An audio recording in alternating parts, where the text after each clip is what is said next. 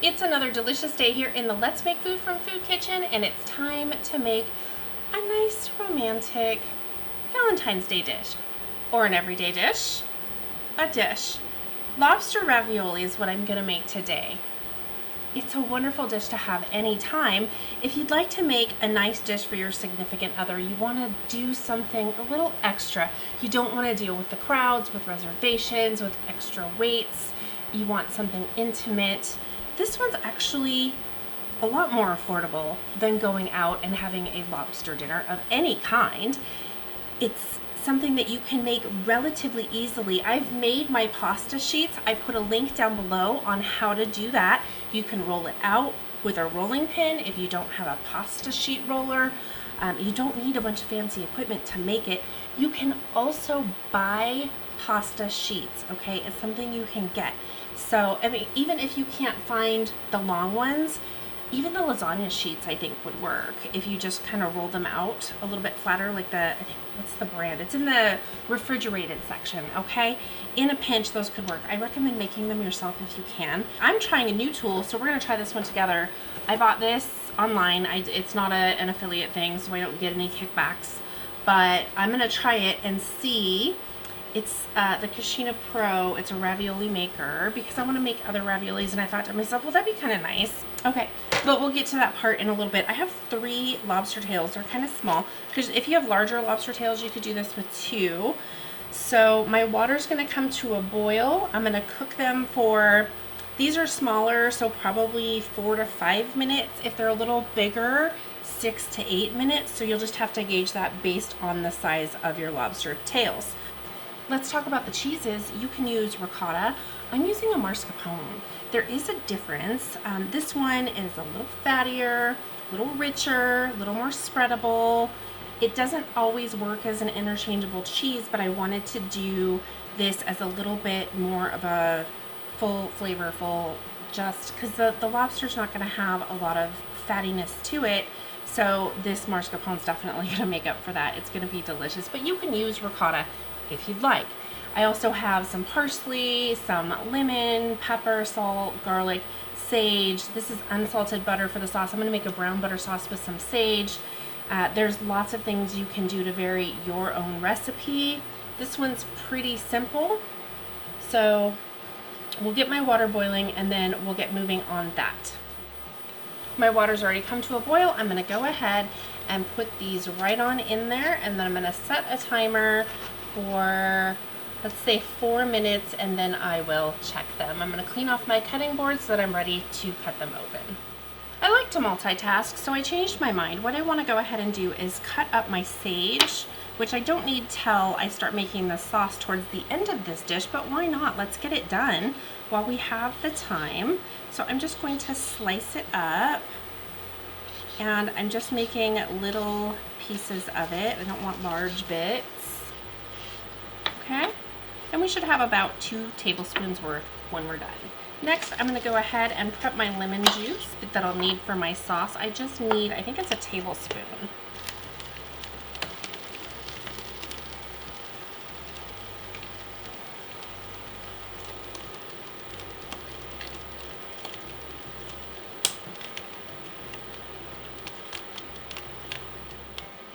Okay, I've moved everything back over. I'm ready to take out my lobster tails and let them cool completely, or at least enough to touch. I don't really need to let them cool completely, but I do need to be able to handle them. So there's that red color we all have come to know once they're cooked.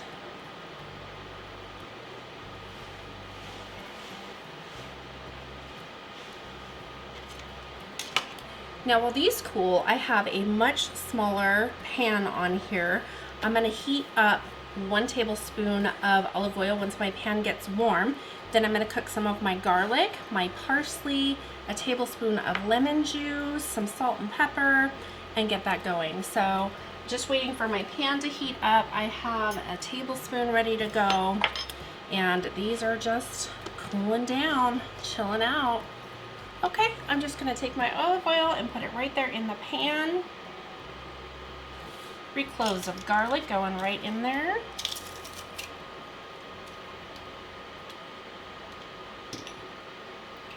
Then I have a 1/4 cup of parsley, 1 tablespoon of fresh squeezed lemon juice, about a teaspoon of salt, and I'm gonna fresh crack some pepper on here. And we're just gonna cook this for 2 or 3 minutes, okay? Stir it up and cook it down. We'll turn off the heat and move that over. All right, just give it a little stir. And we're just trying to cook the garlic a little bit, soften up that parsley. Okay, check on the temperature of our lobsters. They're cooling, good, good.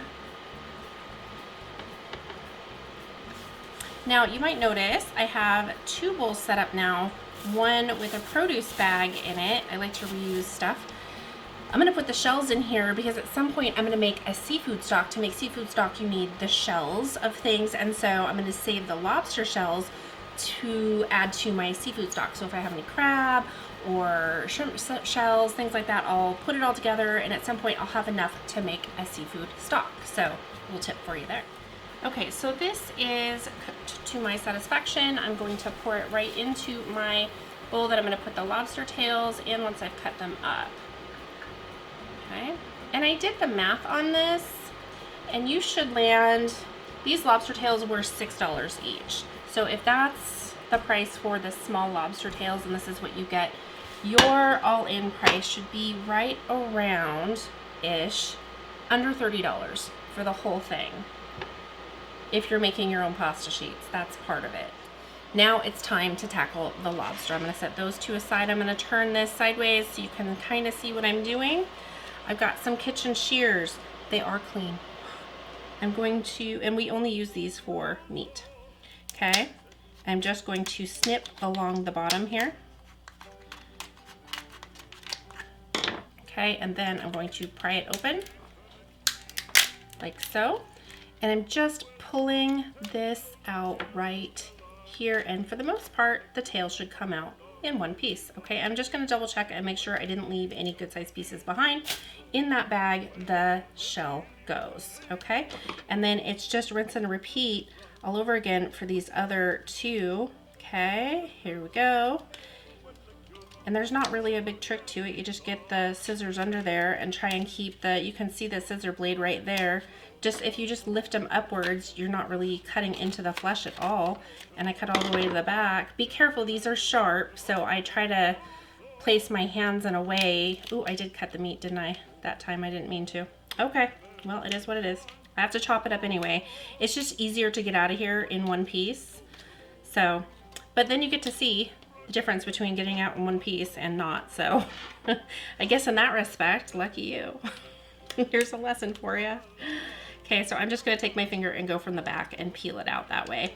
But it left behind some stuff on the back here. So I'm just gonna get it all out because I don't wanna leave any of this delicious goodness behind. That's all ravioli stuffing right there. Okay, so all these little bits I'm just gonna put right in the bowl because I don't need to chop it, it's already tiny. Now I wanna take my knife and chop this up into little pieces. Little pieces, because these are going to fit 1 tablespoon at a time into our lobster ravioli.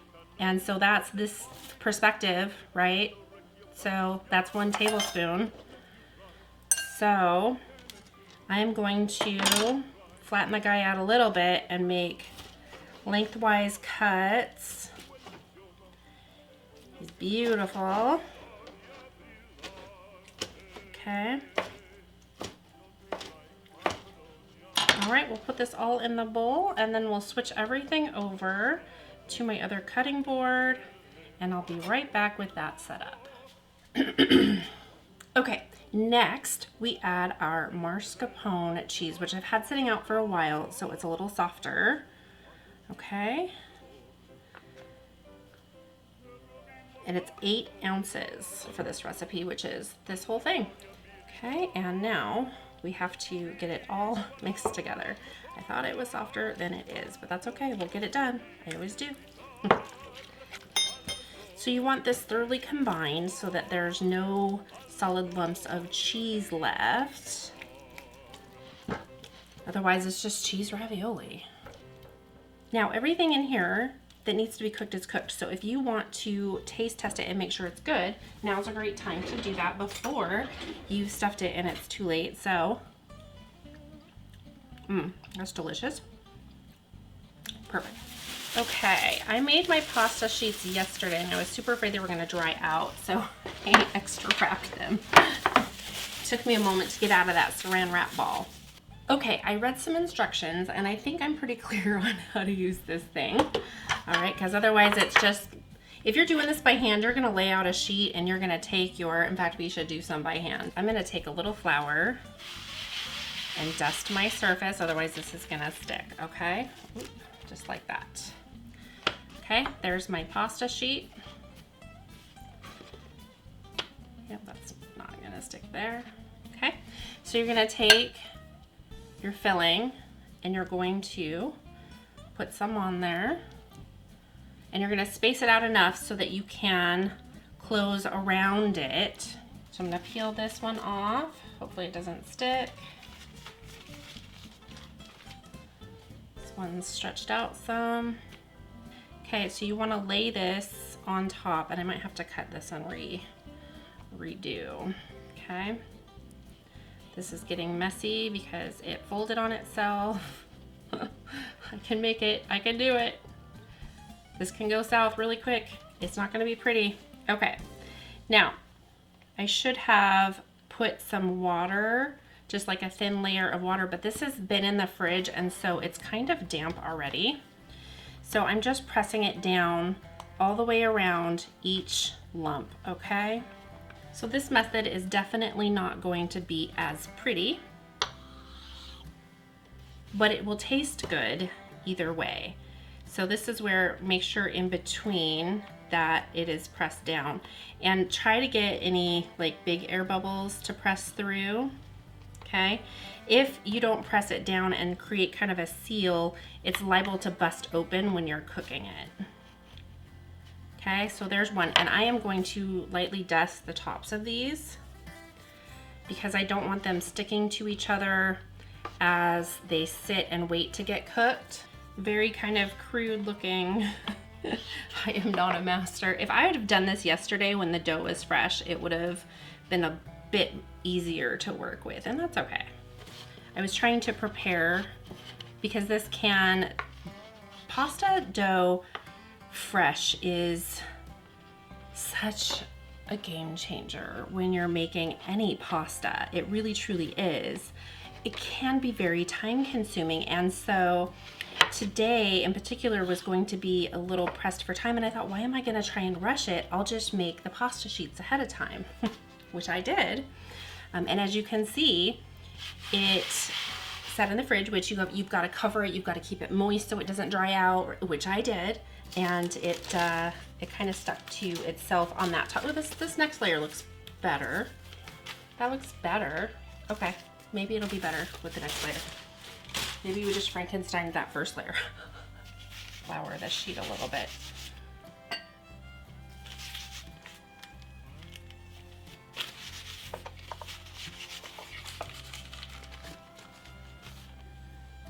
Okay, so this is what you're supposed to do, is put it there, and I'm only gonna get, because this isn't big enough, I'm only gonna get a few out of it. But again, I'd rather have this and get the right shape out of it than try and stretch it out and have it rip on me and then not have any at all. Okay, so then you're supposed to take this and press it down gently, okay? Gently, like that, to create your pockets. Okay, there we go. All right. Now we're gonna fill the little indentations gently and carefully, obviously. Okay, so clearly with this tool, I need to make sure that my pasta sheets are longer and wider. That is definitely gonna have to be a thing if I continue to use this, which I think with practice, I probably will. Okay, so let's put our water on here. And you can use a brush too, but you know, I find a lot of times like your fingers are great tools in the kitchen. As long as they're clean and you haven't picked your nose recently, you just use your fingers. Why waste another dish to wash? Okay, I think some of you can get on board with that idea, right? Okay, let's pick this one up.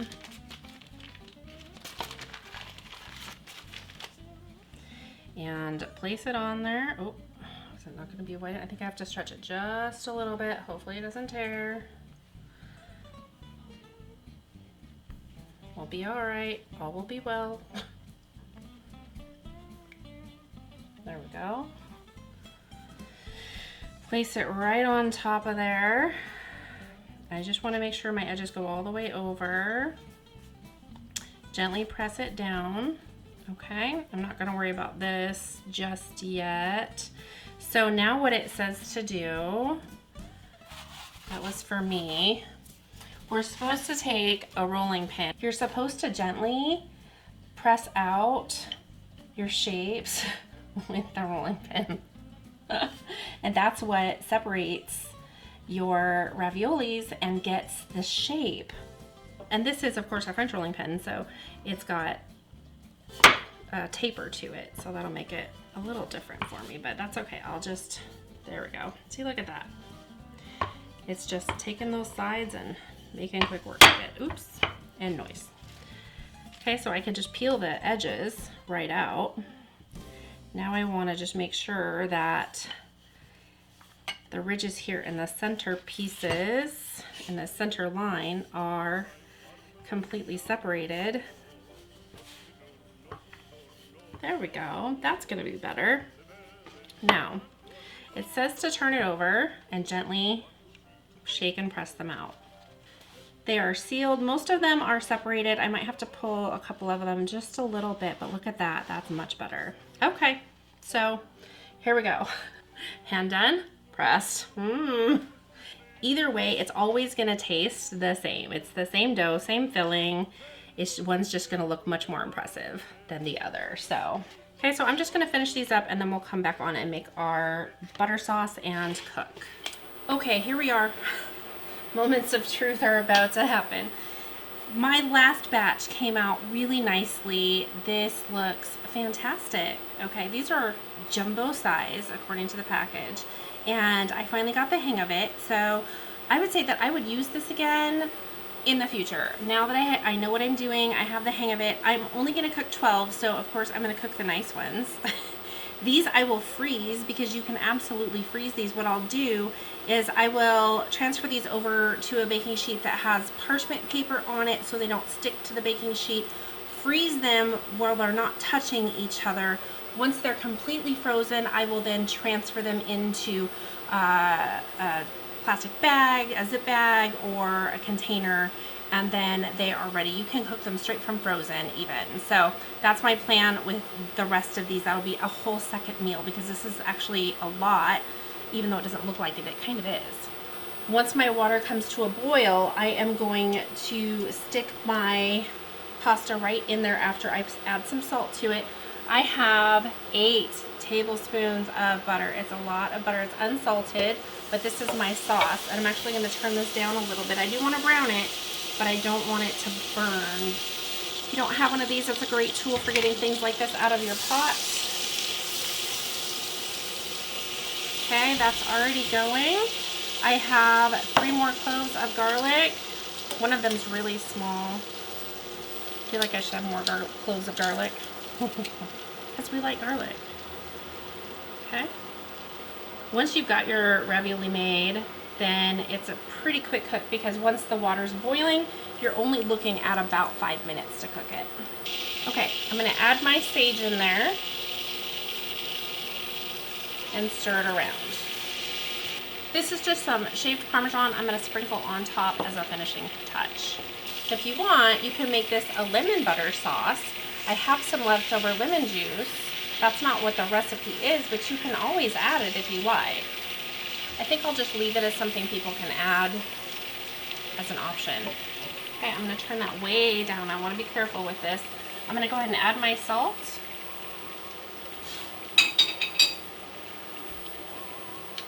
I am setting my timer on this. I don't wanna overcook it. Okay, and I'm gonna put some of these in my hand and get ready to get them in there. Here we go. And hopefully none of them split open. Okay, starting my timer. I'm gonna stir this and turn the heat way down to just warm, okay? That's gonna sit, and then I'm gonna clean this up. Okay, we're plating up now. I think one of them, looks like one of them had a little blowout, but I can't find it. There's a little bit, maybe it just leaked a little because none of them seem completely, oh, maybe it's this one. Yep, it's that one. There's still some stuff in there though, so it couldn't have been that bad. Right? 2, 3, 4, 5. So each one gets 6. Do you see how that looks on a plate? It's very, just 6 of them takes the whole plate.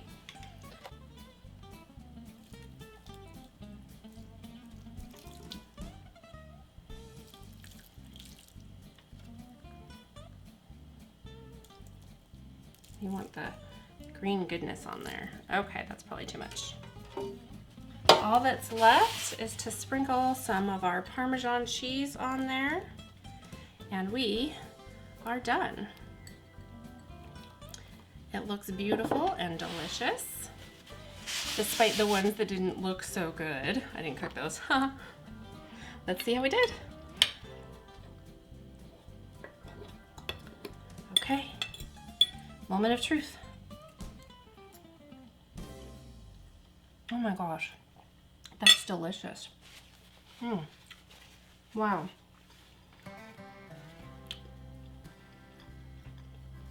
Despite the cheese and the lobster and the richness, it feels very light. It's not very light.